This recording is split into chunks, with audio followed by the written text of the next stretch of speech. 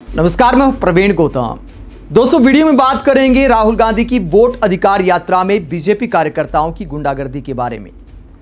राहुल गांधी ने चुनाव से पहले जब यात्रा निकाली थी तो उसमें भी आपने जगह जगह देखा होगा कि बीजेपी कार्यकर्ताओं के साथ टकराव हो गया था। राहुल गांधी को कई बार जवाब देना पड़ा, प्यार से जवाब दिया, कई बार पुलिस तक को बुलाना पड़ा।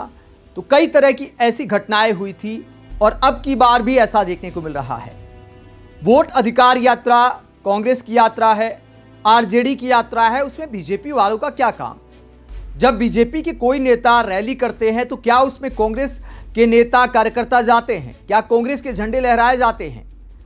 तो बीजेपी वालों को अगर अपनी रैलियां करनी है, अपने झंडे दिखाने हैं, तो फिर अपनी रैलियों में दिखाएं। लोकतंत्र में हर किसी को प्रचार करने का अधिकार है, यात्राएं निकालने का अधिकार है। तो बीजेपी कार्यकर्ता ऐसी गुंडागर्दी आखिरकार क्यों कर रहे हैं? क्या ये लोकतंत्र के लिए अच्छा है? राहुल गांधी की यात्रा नवादा पहुंचने वाली थी, उससे पहले बीजेपी और कांग्रेस के कार्यकर्ता आमने सामने आ जाते हैं। राहुल गांधी जब पहुंचते हैं तब भी बीजेपी के कार्यकर्ता उनके खिलाफ नारे लगाते हैं। राहुल गांधी ने क्या जवाब दिया, उससे पहले बीजेपी कार्यकर्ताओं की गुंडागर्दी के वीडियो आपको दिखाते हैं। यह नवादा का वीडियो है जहां पर राहुल गांधी की यात्रा पहुंचने वाली थी। इससे पहले आप देखिए, बीजेपी के कार्यकर्ता झंडों के साथ कांग्रेस कार्यकर्ताओं के आमने सामने आ गए हैं और यहां पर पुलिस को भी आना पड़ा। दोनों तरफ से नारेबाजी की जा रही है, टकराव हो जाता है, धक्का मुक्की की स्थिति आ जाती है और उसके बाद पुलिस को हस्तक्षेप करना पड़ता है और कुछ बीजेपी कार्यकर्ताओं को हिरासत में भी लिया जाता है।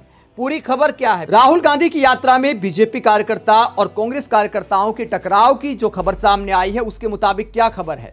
नवादा के हिस्सा में विश्व शांति चौक पर राहुल गांधी की वोटर अधिकार यात्रा से पहले बीजेपी और कांग्रेस कार्यकर्ताओं के बीच पोस्टर लगाने को लेकर तीखी नोकझोंक हो गई। बीजेपी के पूर्व विधायक अनिल सिंह और कांग्रेस की वर्तमान विधायक नीतू सिंह के समर्थक आपस में भिड़ गए। शुरू में कार्यकर्ताओं के बीच कहासुनी हुई जो जल्द ही हाई वोल्टेज ड्रामे में बदल गई। दोनों पक्षों ने एक दूसरे के पोस्टर हटाने की कोशिश की, जिससे माहौल तनावपूर्ण हो गया।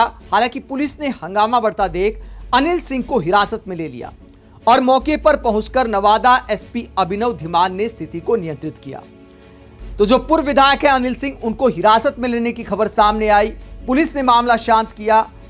बीजेपी कार्यकर्ताओं का कहना है कि पीएम मोदी के पोस्टर के ऊपर कांग्रेस ने अपने पोस्टर लगा दिए और इस बात को लेकर बीजेपी कार्यकर्ता भड़क जाते हैं।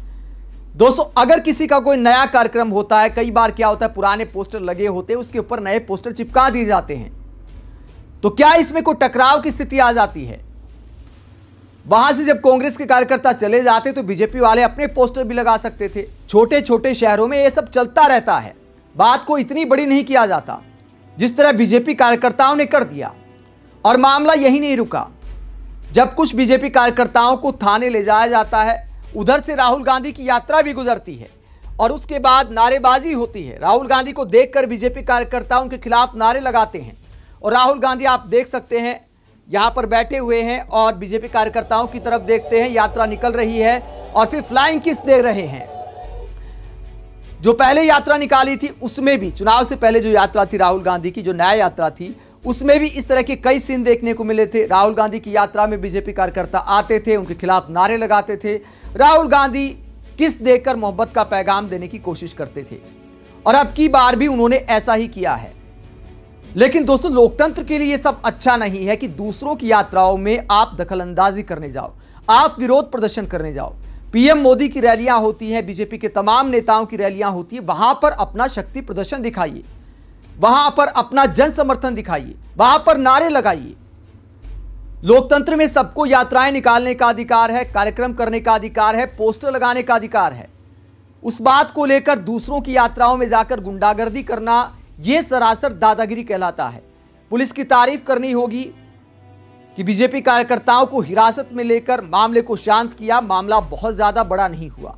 आगे भी पुलिस प्रशासन को कानून व्यवस्था का ध्यान रखना होगा, क्योंकि पिछली बार जब राहुल गांधी ने यात्रा निकाली थी तो इस तरह की अनेकों घटनाएं हुई थी, अनेकों बार झड़प की स्थिति आ गई थी, एफआईआर तक करानी पड़ गई थी। अब की बार हालात ना बिगड़े, चुनाव से पहले कानून व्यवस्था की स्थिति बनी रहे और सारे दल आराम से चुनाव प्रचार कर सके, इसलिए कानून चाक चौबंद होना चाहिए। आगे राहुल गांधी ने नवादा पहुंचकर क्या भाषण दिया वो भी आपको सुना देते हैं कि राहुल गांधी ने आखिरकार कहा क्या। राहुल गांधी ने नवादा में वोटर अधिकार यात्रा को संबोधित करते हुए क्या कहा, जरा सुनिए। पहले आपका वोटर कार्ड जाएगा, उसके बाद आपका राशन कार्ड जाएगा, उसके बाद आपकी जमीन अदानी और अंबानी को दी जाएगी। ये देश 2-3 अरबपतियों का नहीं है, अंबानी का, अदानी का नहीं है।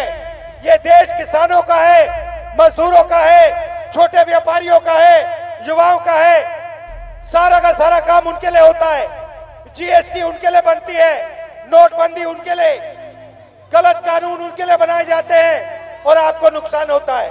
आप 24 घंटा पैसा देते हो और आपको देश रोजगार नहीं दे पा रहा है। ये बदलना है, इसीलिए हमने ये वोटर अधिकार यात्रा बिहार में चालू की है और आपने अपनी पूरी की पूरी शक्ति इस यात्रा को दी।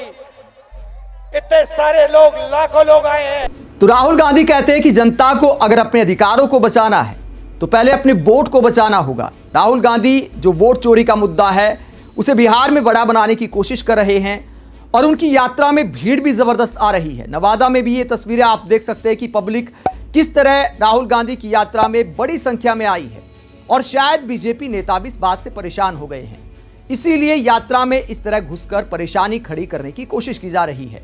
आप बीजेपी कार्यकर्ताओं के ऐसे व्यवहार को लेकर क्या सोचते हैं और राहुल गांधी के जवाब को लेकर क्या सोचते हैं, कमेंट बॉक्स में अपनी राय जरूर दें। साथ ही चैनल को सब्सक्राइब भी करें। नमस्कार।